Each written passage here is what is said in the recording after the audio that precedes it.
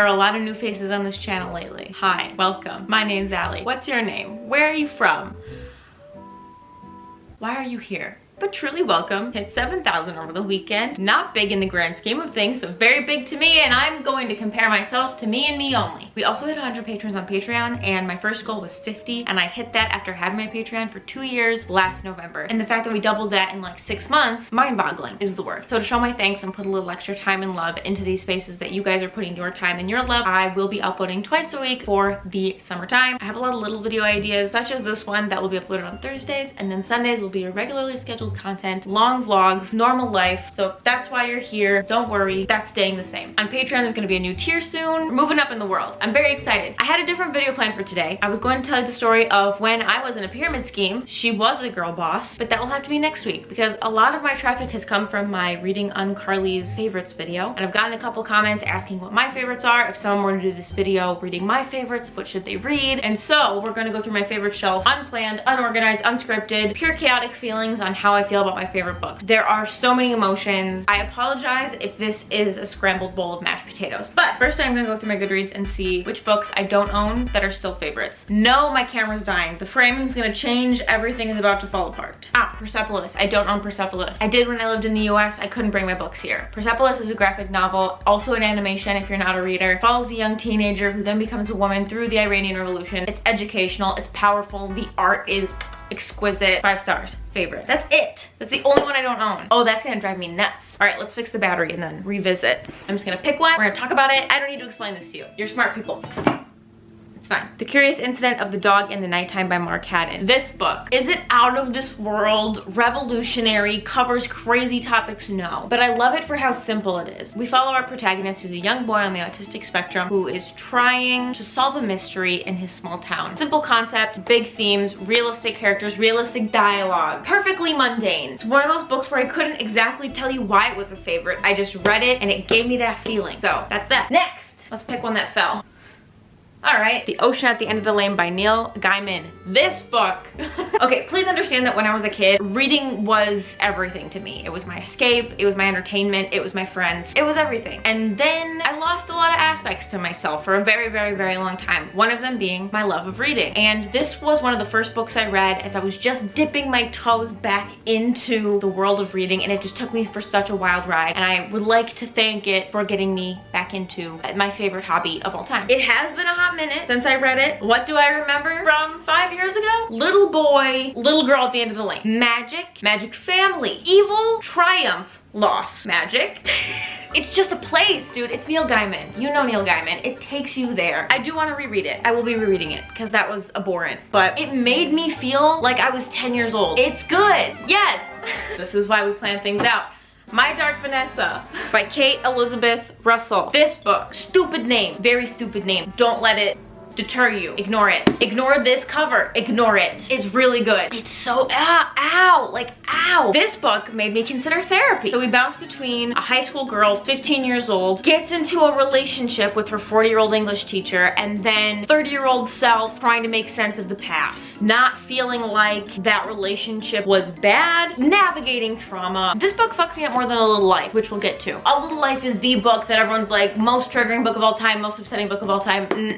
No. The amount of journaling that I had to do after reading, like, it's not the scenes that you think. It's the seemingly small thoughts that are supposed to just pass by, but just like dive into your heart and make you think and go in circles forever. Be careful with yourselves with this one. Take care of yourselves with this one. Next. Okay. Things the Grandchildren Should Know by Mark Oliver Everett. Mark Oliver Everett is the leading man in the band Eels. So this just outlines Mark Oliver Everett's life. So much, what a mess. So much happens. The reason I liked it is that there are a lot of people's life stories where a lot happens and then they're like, and then I ran a marathon and life is great and I'm strong and everything's amazing and I'm rich also and famous and it gets better. And you're just like, okay. But he's just like, no, it sucks and it sucks forever and you just kind of have to hold that and learn to work with that. It's the theme of a lot of these. We're sensing a theme. Next, Coraline by Neil Gaiman. 2 Neil Gaimans on one shelf? You bet. I have a Coraline tattoo. What I love about Coraline is not just the childlike magic, pure innocence, raw emotion experience, but just the theme of don't romanticize a life that could be when you could live and make do and enjoy the life that you have. It's a little spookier than the movie. We're reading this for August for the Pocket Pages Book Club. Join us. So fucking good. Next. Seconds by Brian Lee O'Malley. You might know Brian Lee O'Malley from Scott Pilgrim vs. the World, but this, out of this world. The theme is the same as Coraline. A lot of these books are very similar. This cool girl finds a magic mushroom, not that kind that allows you to go back and change something in your past. This is what the Midnight Library was trying to do. We love the colors. We love the art style. We love the theme. We love the story. It was so incredible. It was so fun, but also just so powerful. Like, it grabbed me by the gut and it made me reflect and, dare I say, grow. Read it. There's another book that I don't own, and that's Never Let Me Go by Kazuo Ishiguro. If you want to question what it means to be a person, and what it means to exist, and what it means to have a meaningful life, and also feel very sad, moving on.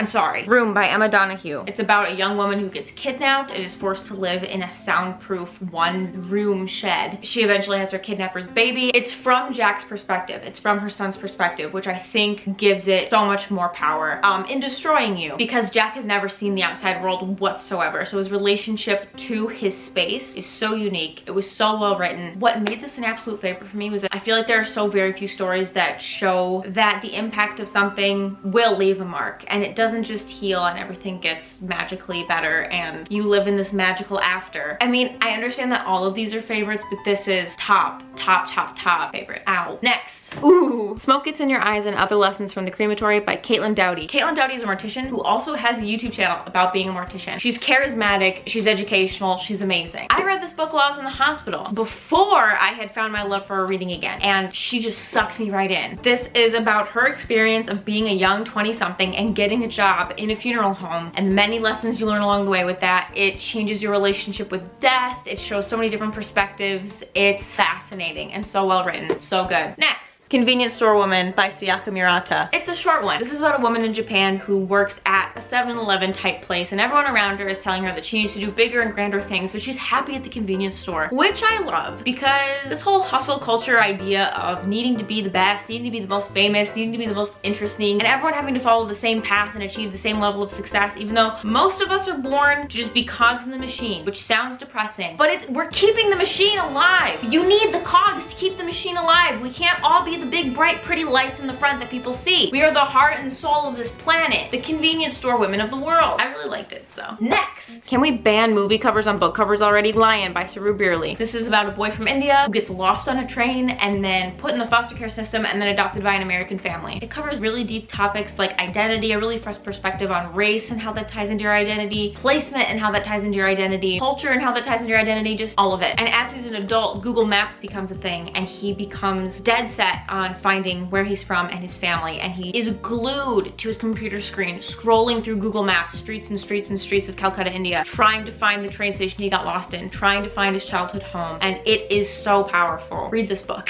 Next. The Burn Journals by Brent Runyon. This is another autobiography about a boy, for reasons outside of his understanding, comes home from school one day, covers himself in gasoline, and lights himself on fire. And then the lessons that he learns throughout the healing process and how much his life changed. And what makes this unique is also how little one may continue to understand throughout their life, where a lot of people would assume you would find answers, and that being okay, I suppose. Definitely one that I want to reread, definitely one I'd recommend that you read. Fuck!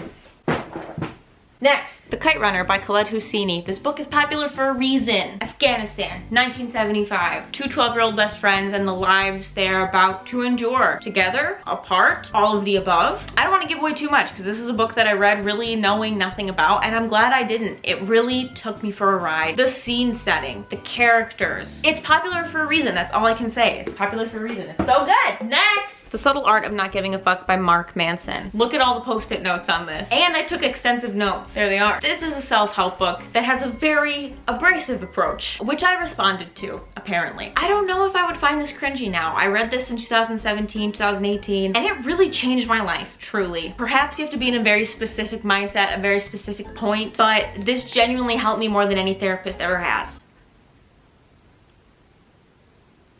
I said it. It planted so many seeds into my brain that I can feel growing years later. And I truly do feel like I give significantly less fucks. I read his second book, Everything is Fucked, and only gave it like 3 stars. So I don't know anymore. I need to reread it, but it's on my favorite shelf because it really helped me. Maybe it'll help you too. I don't know. We only have a few left. One of those being The Giver by Lois Lowry. Perfect utopian future that might be dystopian beneath the surface. The twist with the apple though. The twist with the apple though. This book was so cleverly written. Such a unique place in time and space. I read it in 8th grade in school, loved it, and then reread it in like 2018. And it still slaps. It was so entertaining, but so profound. I love it. Next, A Little Life by Hanyana Yamagahara. You already know. Oh, there's flowers being pressed in this. Cool. This follows 4 friends throughout their lives, from their youth to olden times, particularly Jude, who has a very painful existence, to put it plainly. This is not a book that I would recommend for everybody. A lot of these books I would not recommend for everybody. I can't say it enough. Please look into these books before reading them because a lot of them are really sad. A lot of them are really painful. A lot of them could fuck you up. This one definitely being one of them. There is a huge cult following, especially on youtube.com, surrounding this book. I would say partially for good reason because I think the writing is incredible. It's one of my favorite books. I read almost 800 pages in a weekend. However, the idea that you have to read it is just not true because this book could really send people to a dark place. And that's not like, ooh, spooky, don't open the Jumanji book. It's truly just don't read it if you don't want to, dude. Your health, your comfort, your safety, your feelings, they come first. This is just a book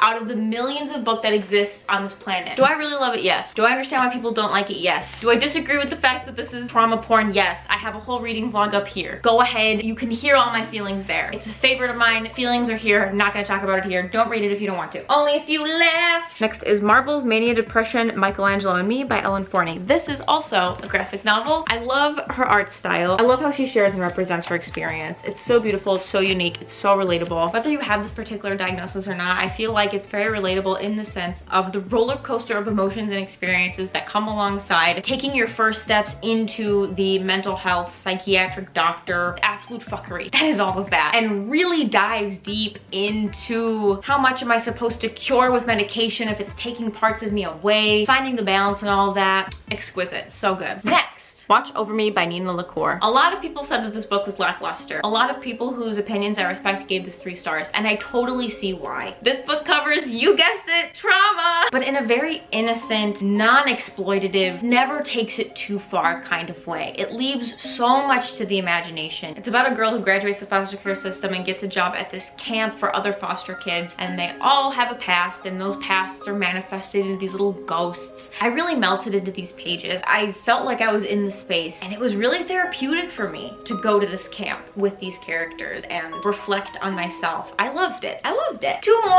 Oh, 3 more. Oh my god. There's 3 more. Wait.